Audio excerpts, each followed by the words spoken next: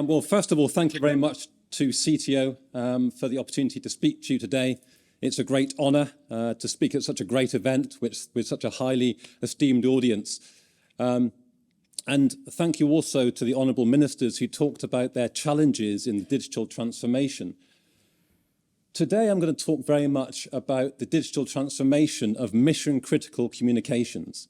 And by mission-critical, I mean the communication systems that are used by emergency services, by public safety organisations, by the police, fire, ambulance, rescue, but also those organisations who are responsible for managing critical infrastructure like electricity networks, water management systems. So really mission-critical communications. Communications that you can rely on in the worst possible circumstances. So that's what I'm going to be focusing on today. Just before I start, just a very quick summary of what Motorola Solutions does, who we are. I've been with Motorola for many, many years. I had brown hair when I first started. So I've seen a great evolution, a transformation of Motorola. We no longer do consumer cell phones. We no longer do silicon. We no longer do computers. Our focus today is very much on a unique mission-critical ecosystem, we call it, that comprises three parts. There's the communication. So we have a long history in two-way radio, in walkie-talkies, and that still is really the core of our business for mission-critical voice and narrowband data. We've also invested heavily recently in video solutions and security solutions. And we think that's going to drive a lot of the use of broadband systems into the future, is that ability to provide contextual awareness, early warnings of situations with smart cameras on buildings, in vehicles, worn on the body of police officers, for example. So we put a lot of investment into video and video analytics, and I'll talk a little bit more about that in a moment. And thirdly, the other area we've invested in heavily is in the control room, the back end that's taking in all this information from users in the field, bringing that back in and turning all that mass data into actionable items that can then be addressed and fixed. Okay, so that's the three parts of our portfolio today. As I said, historically, mission-critical communications have focused on voice communications. And I think that voice communications will continue as the optimal way of communicating in a high-stress, dangerous environment. The first thing you want to do is talk to somebody. And two-way radio, walkie-talkies, does that mission-critical voice very well today, and it continues to evolve and being enhanced. It's highly secure and resilient. Typically, two-way radio systems are privately owned by the government, for example, nationwide systems that are used by the police, fire, ambulance. They are designed to provide optimal coverage across the whole country, and they keep working even in natural disasters, floods, fires, etc. So, mission-critical voice, very well served by two-way radio. What we're seeing now is the introduction of mission-critical broadband solutions based on 4G, LTE, and in the future 5G.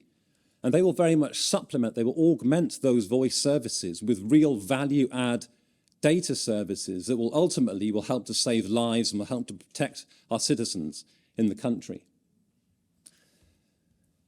A good example of how broadband is being used comes from one of our trials of drones being used in the US. This is a solution that's being trialed in California in the US, where there are drones, unmanned aerial vehicles situated on the roofs of the police station.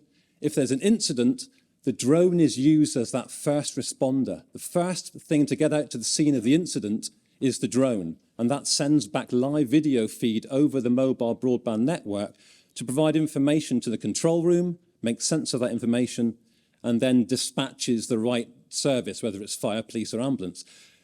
And this stat here is quite interesting. It takes on average, only 3 minutes to get that drone off the roof and out to an incident somewhere across the city, much faster than a police car, for example, trying to get through busy traffic. Another very interesting stat is that in 33%, or in a third of cases, there was no need actually to send a person. When the drone got there, it found it was a false alarm, or it found the incident has been resolved. So it's making more efficient use of the police officers, the ambulance crews in the city. And as I said, this is being trialled in the US. It's also being trialled in other parts of Europe and also in Africa. So I think this is going to be a key driver for the use of broadband technology into the future and help to transform and make our citizens safer. Now, as I said before, the control room also has to evolve to cope with all this data and information that's coming into it from the field, from cameras, from sensors, from voice communications out in the field. And this is a trial that was run in Detroit, again in the US, where it was found that having a smart real-time monitoring system with some smart analytics back in the control room actually reduced crime in a certain area of Detroit by 50%. So pretty impressive results of that trial. This essentially was a network of high-definition cameras with smart analytics that were able to automatically raise the alarm if problems started to develop and then get the right resources there. These high-definition cameras could also automatically detect if there was a person in a place they shouldn't be and raise the alarm. And it also acted as a deterrent. So criminals, gangs became aware of these cameras and they stopped doing bad things, to put it simply. Okay, so a very impressive trial. Also, broadband data, this ability will give us the ability, will give police officers, for example, the ability to take the stuff they used to do in their office, take that with them out into the field. It means they can spend more time operating on the streets, less time having to do paperwork back in the office. This is an example of a service that we installed here in the UK. We, Motorola, by the way, we manage the public safety radio network on behalf of the UK government. We have a countrywide Tetra radio system, and this has been deployed through that. Yeah, okay, I get the message. And this is the ability, as I said, to provide the guys in the field with the information they need to keep doing their work while they're out on the streets.